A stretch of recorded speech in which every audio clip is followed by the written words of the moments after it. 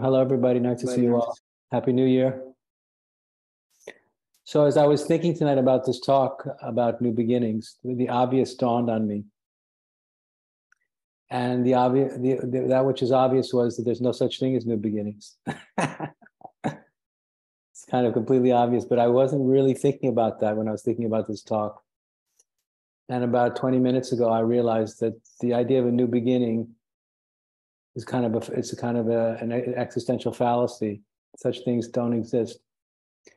Because when we wake up to higher states of consciousness and we experience deep and liberating insights into the nature of reality, when we begin to look more closely at what we're actually involved in here, who we are, where we are, what's going on here, when we begin to wake up, the fundamental truth that begins to dawn on us is that whatever it is that we are, which is a very challenging question, but whatever it is that we are is obviously part of a continuity. So whoever we are and whatever we are is something we can discuss, but whatever it is that we find, we're going to discover as part of a continuity, an unbroken continuity from the beginning of time. And who knows if time really had a beginning anyway? And if time has a beginning, when did that beginning start? When the idea to create the universe first arose as a thought in the mind of God, was that the beginning? So, in speaking about new beginnings, I wanted to just say the obvious, and I wanted us, if we could, to dwell upon the obvious for a minute or two and face the harsh, irreconcilable truth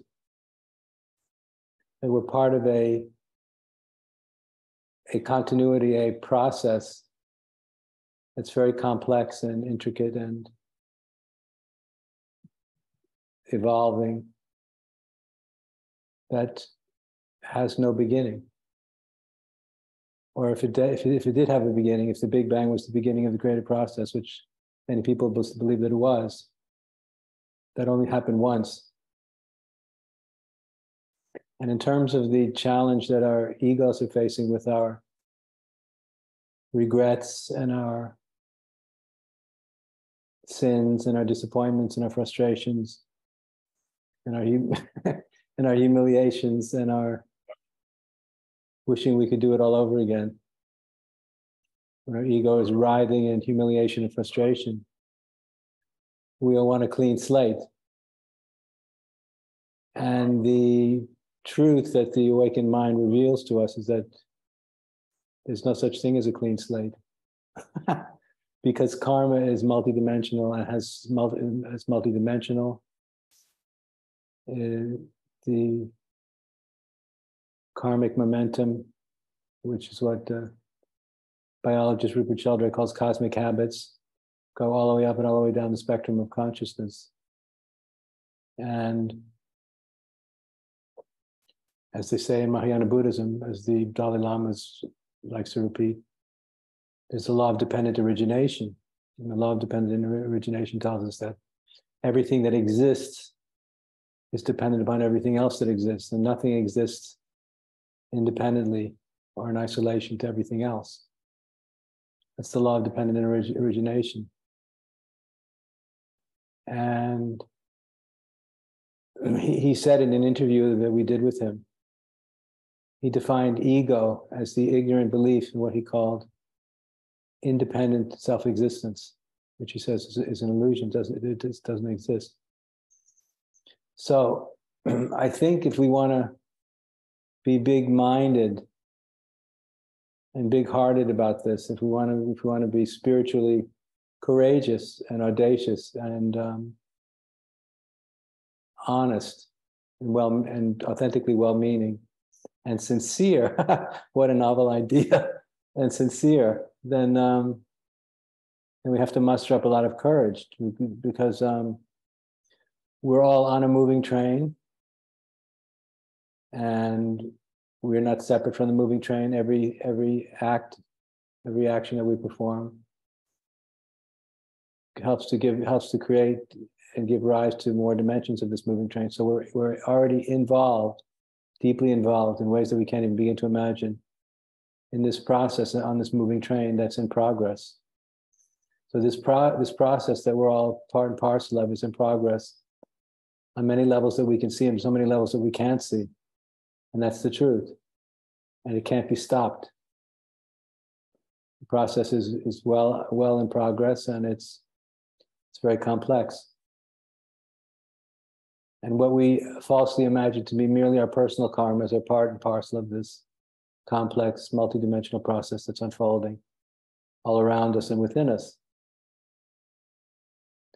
So, if we can't wipe the slate clean on New Year's Eve,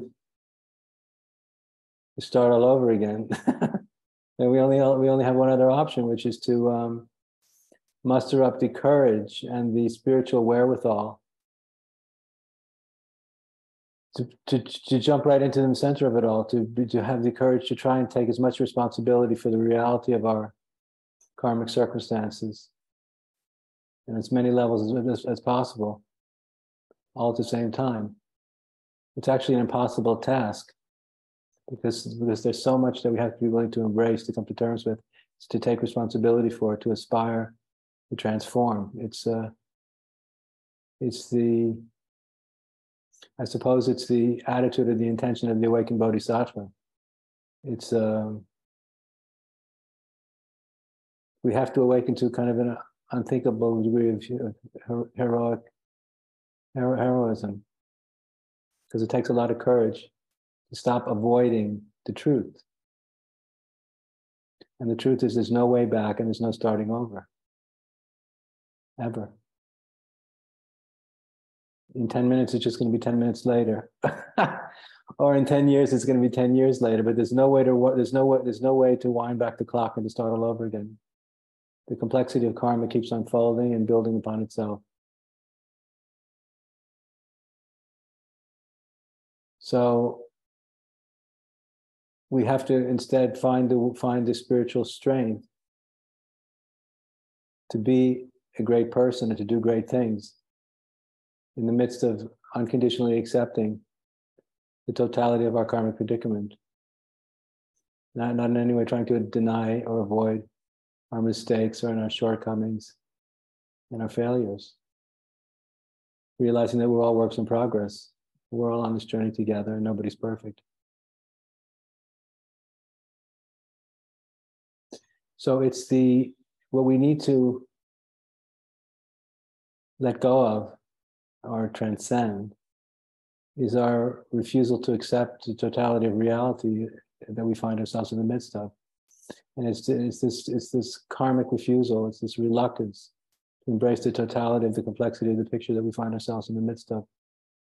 And of course, our resistance is understandable because it's just overwhelming. It's terrifying for a mortal soul to be able to glimpse the enormity of the complexity of the predicament that we're all in, individually and collectively. And because a big part of this realization is that the only person who can change the situation and make things better is you and me, here and now. Yeah. So we have to embrace a level of aloneness in this heroic endeavor that is terrifying and overwhelming.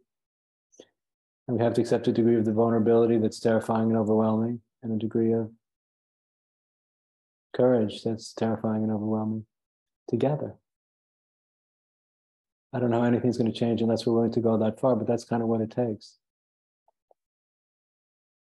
So just realizing that there's no such thing as a new beginning. Every moment that passes is building upon the moment that came before, and all the moments that came before that, and all the moments that came before that, and all the moments that came before that, and all the moments that came before that. So this train left the station a long time ago, and there's no way it can start over. So can we spiritually, emotionally, psychologically, can we bear that unbearable truth that there's no way back, there's no way to start over. There's no way to get a second chance. Or the other way to look at it is that the second chance that we're hoping and praying for always exists inherent in the present moment, in the next choice that we make. So the second chance comes as a result of our own position that we take in relationship to this moment and the next moment that's coming. That's where the second chance exists. Not something that anybody can give to us. Here's your second chance, kiddo. Never going to happen. So the second chance, in the way that I think about it, has to do with awakening to maturity, becoming a real adult, growing up, and realizing that there's no such thing as a second chance, and that we have to stop resisting the fact that this is it, and this moment is always it, and always has been it, and is always going to be it. And we're always wanting things to be a little bit better, or wanting to escape from what we find challenging, or all the things that make us feel so uncomfortable and ill at ease. That this is the moment, baby, for all of us.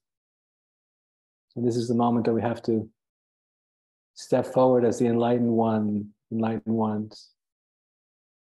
So what does it look like to be enlightened in the midst of all this complexity and such overwhelming obligations to be responsible? If you want to know the answer to that question, you should go look in the mirror. As terrifying as that is, you're it. I'm it and you're it. We're all it. There's nobody out there that's going to do this for us. There's nobody up there or down there or anywhere else that's going to do this for us. We're the ones who have to step forward and be the only one that there could be to take responsibility for all this.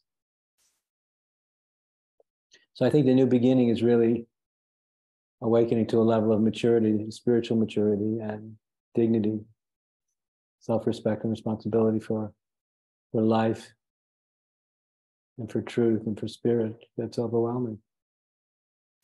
That's the big new beginning. But it's not a starting over. It's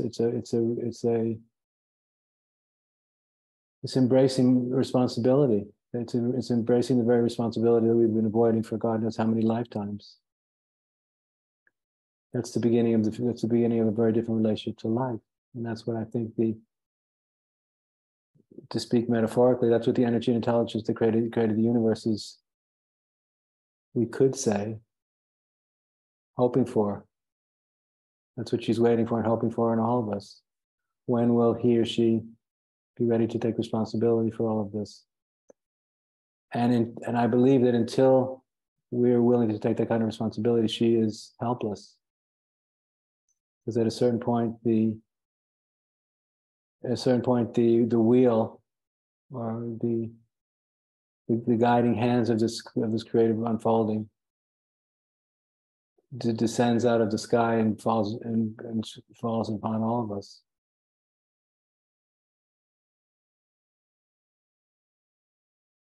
So we have to be willing to become stars in this movie.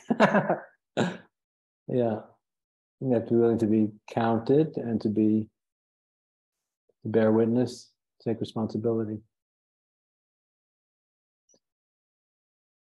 So a big part of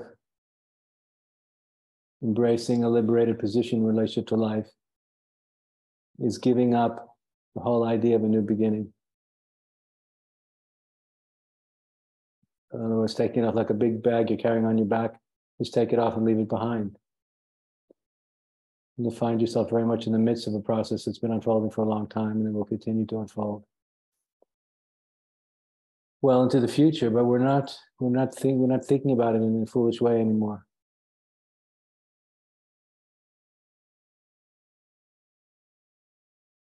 So that's the first thought I wanted to share. And it's important. And it's not just important for you or for me, it's important for all of us to embrace this kind of maturity.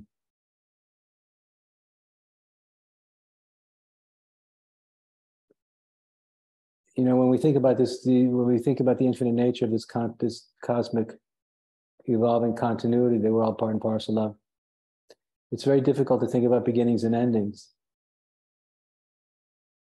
Because beginnings and endings are relative distinctions that don't ultimately have any meaning. Because every relative beginning and every relative ending is part of a larger continuity that's truly unbroken in relationship to anything and everything in life. It just makes the ego feel better to think you get a second chance. But it's a fallacy, everybody. It's a complete fallacy. It's just not real. For example, let's say you get remarried. Let's say you've been married and then you got divorced. And now you're giving it another shot. You can't say that's a new beginning because your relationship to being married a second time is going to have everything to do with what happened when you were married the first time. And you can't separate those two events. Your first experience will have a large positive and or negative influence on the second round, like everything else in life. Everything that exists is part of everything else that exists. And the enlightened perspective is what I like to refer to as a process perspective, in which we become more and more aware of this continuity. And try to reflect on the reality of this cosmic continuity that we all are part and parcel of, an expression of, in relationship to all things gross and subtle. It'll help you quite a bit. It helps us not to feel so victimized by difficulty and by hardship. Doesn't mean being human is easy by any stretch of the imagination. I'm not trying to say that. I've come more to appreciate what the Buddha's first noble truth was, that in life there is suffering, or life is suffering. I appreciate it now more than I ever did before, but the more we can become aware of this cosmic continuity that is the ultimate context for everything that we experience and everything that we see, we'll be able to see everything that happens, gross and subtle, more and more in the context of this cosmic unfolding that it all is. And this is very, very helpful. Seeing context and being aware of context is what liberates us and gives us spiritual solace and spiritual strength. It helps us not to take this or that particular event as seriously and painfully as we might otherwise. Everything that exists is part of everything else that exists, is part of everything else that exists, is part of everything else that exists, and everything affects everything else. And because everything that we do affects everything else, this is why our actions and the motivations behind our actions are so important. So there's no such thing as a new beginning. But, and this is the good news about enlightenment, that the great realizers discovered that when we experience higher states of consciousness, or some of the highest states of consciousness, when the ego falls away, we realize that there is a deeper self-sense. There's a deeper you and a deeper me that exists as a foundation of all of our experience in every moment, even though in our ignorance we remain largely unconscious of it. But when we awaken to this deeper dimension of self, called the true self, for example, the ground of being, as Eckhart Tolle would refer to it, or the true self, or as Ramana Maharshi refers to it as the self. When you awaken to the self as your own self, you realize in a very profound way that in fact who you are is eternal, unborn and undying and infinite, birthless and deathless, and eternally free from the products of time and anything and everything that happens in time. So when you awaken to your true self, you realize that you have always been free. That's not a small thing. Nothing bigger can possibly happen to you in a human life than the realization of the true self, especially if it's a deep and abiding realization of the true self.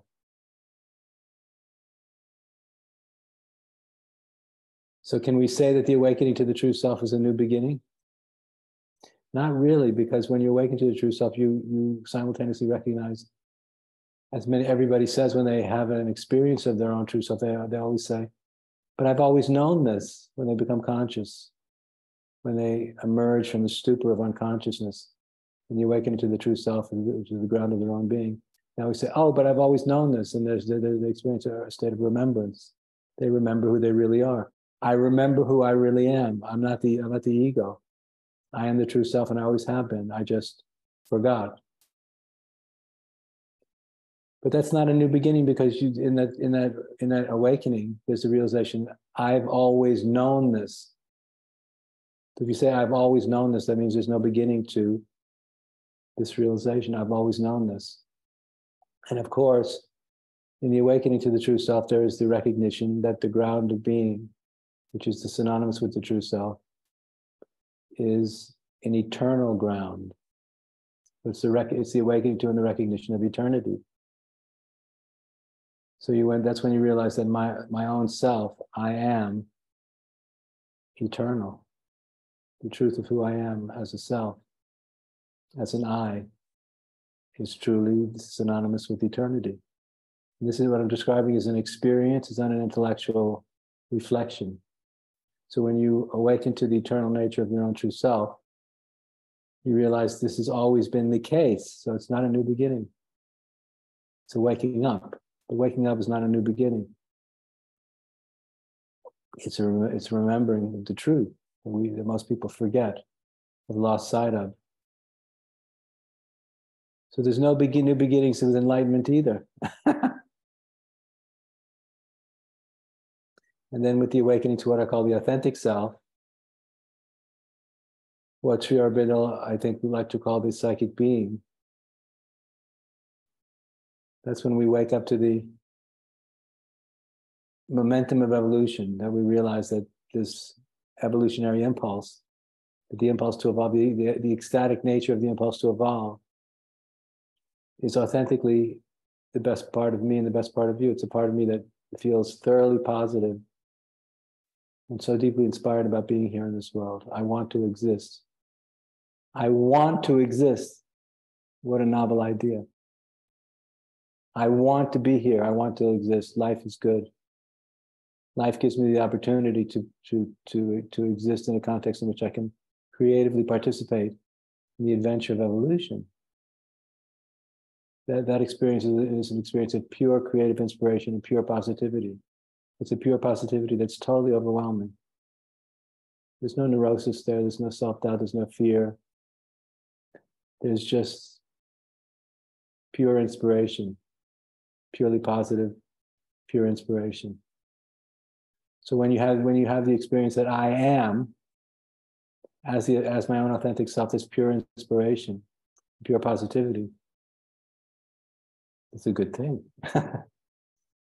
There's no, in that state of consciousness, there's no doubt, there's no ambivalence about being here, or there's no struggling with the existential question about whether life is good or worth living, because in that state you have no doubt, because you know who you are. You are the evolutionary process itself, awakening to itself through the body, mind, personality of your very own self. And once again, it's not a new beginning, because you realize you've always been that. You just forgot, lost touch with it.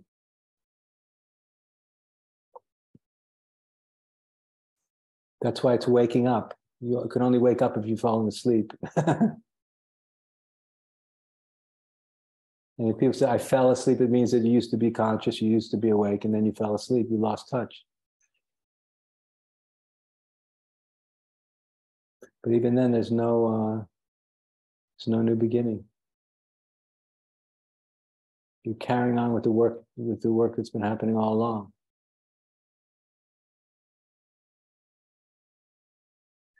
So the most important truth here, as I've been saying, is that there is a continuity, that reality is part and parcel of a continuity, gross and subtle, that is unbroken. And all we need to do if we want to wake up in a profound way, the liberating nature of enlightenment, is to not resist this truth. It's the ego's resistance. That's the painful part of all this. The ego does not want to be that responsible, and the ego does not want to be that alive. The ego likes to experience life in small bite-sized pieces that it thinks it can control, which is a fallacy anyway. So a big part of the waking up process is the ceasing to resist.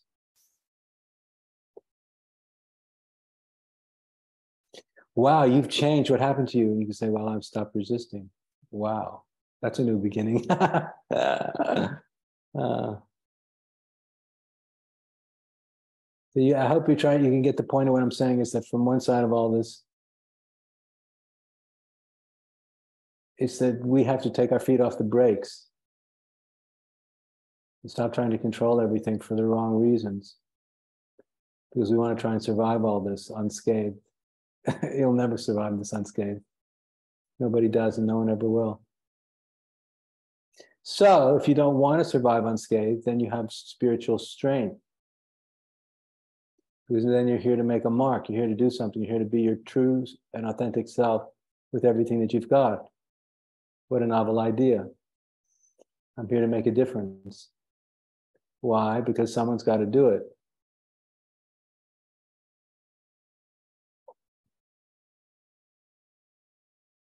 And the beautiful thing about non-duality is that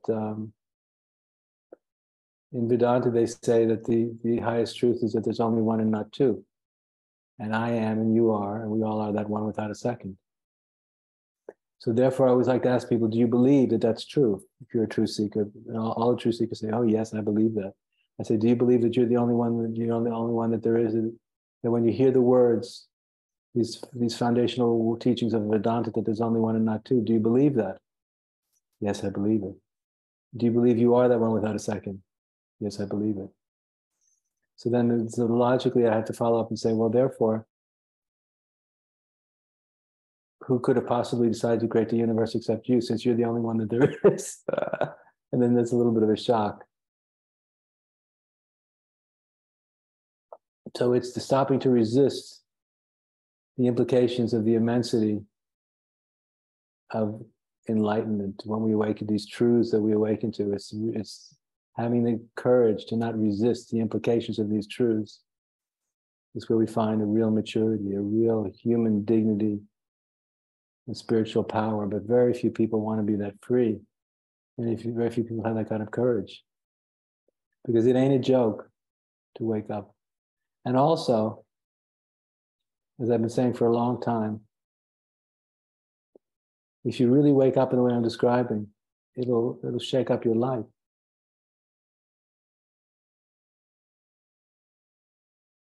Whatever the status quo is for you, or has been, will be rocked like crazy.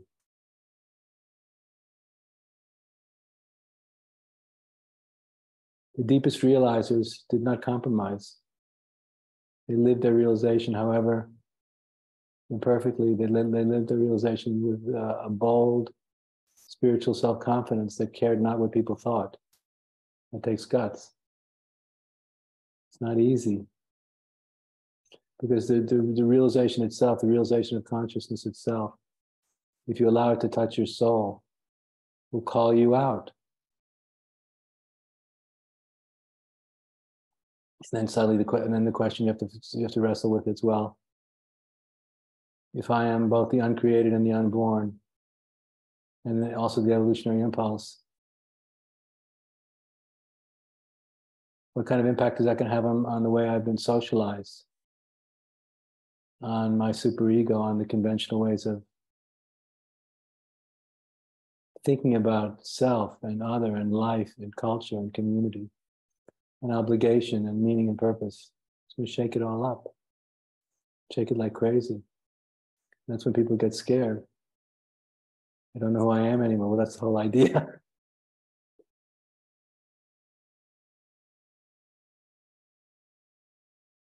And you see, when I think about this idea of there being no new beginnings, even as I'm speaking to all of you, when I think about this idea of there being no new beginnings, I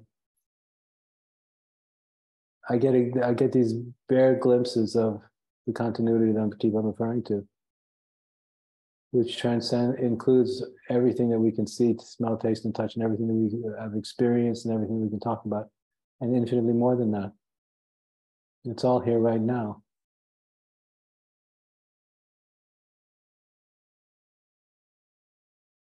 So we have to be willing to allow ourselves, I believe, to be swept away by these big truths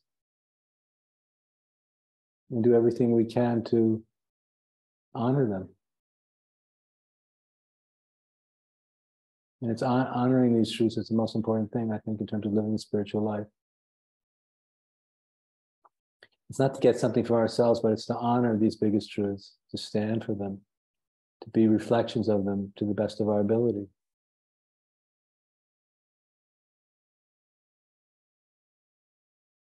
And if you can accept that there's no such thing as a new beginning, then you can be in a position to come to terms with the past. Maybe for the first time. If things could have worked out differently, they would have. But they didn't. So they are as they are. And if we could have done things differently, we would have. But we didn't. Because we did the best we could. But now we can do better. You know why? Because we have so much more experience. Because we're so much more enlightened. Because we've learned so much. We've become so wise. And so sincere. So now there can be a new beginning. I guess we could say. But it's not a new beginning that's given to us by higher power or some kind of super being. It's a new beginning that we give to life because we've stopped resisting and because we're taking so much responsibility for what it means to be alive, what it means to be conscious. So we ourselves become this bestower of the great gift of the new beginning unto our very own self and to as many others as possible, as many others as we can.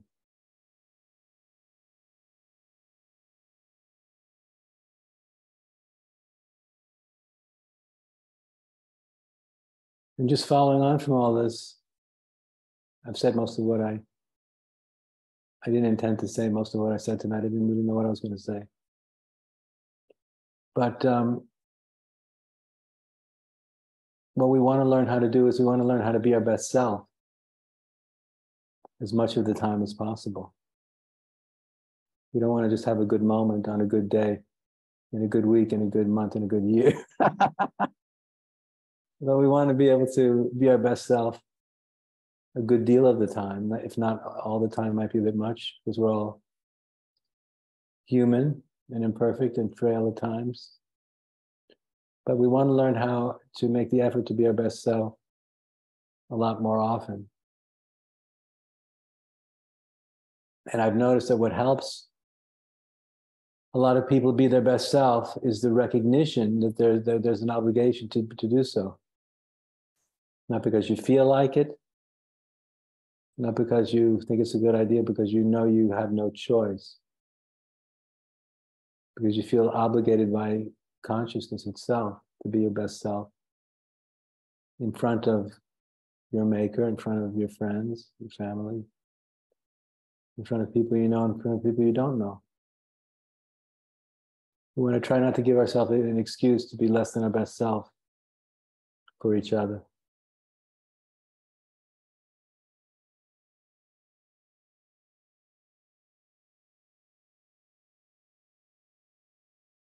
And that just comes from care. It just comes from really caring. Not being unselfish. If you're selfish, it means you don't care. And if you're unselfish, it means you do care. And I much prefer to be with people who do care, genuinely, sincerely, authentically, than people who really don't. It's caring which then makes us human. It awakens our humanity, our deep humanity. And it's the most important thing. And caring in this sense means caring about depth, authenticity, meaning, purpose, integrity, what's real, what's true, and what's important, more than anything else. It means you're not playing games anymore with your life, with other people's lives. It means you know this counts, and you're in for the long haul. And you know there's no second chances, nor new beginnings, right?